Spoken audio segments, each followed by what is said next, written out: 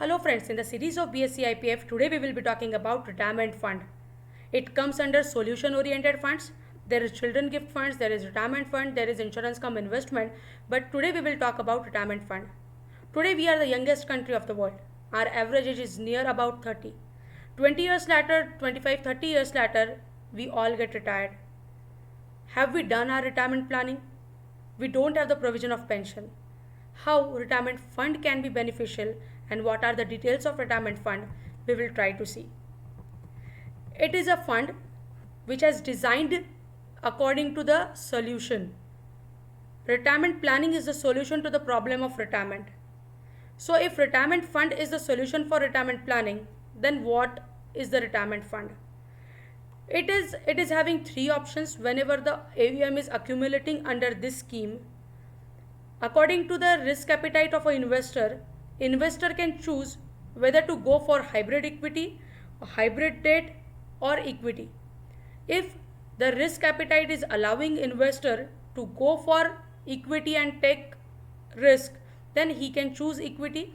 Risk appetite decides according to age, according to assets, according to liabilities, according to net worth. You should consult your financial planner for that. It is having a lock-in period of 5 years, or it will continue till your retirement age, which is 60, pre-decided by the scheme. If you are choosing this scheme, then your money will get locked in there for 5 years, either for 5 years or retirement age, whichever is nearer. Once you start investing in retirement fund, you get the habit of investing and you get habitual to investing. So it is more of having the investment discipline.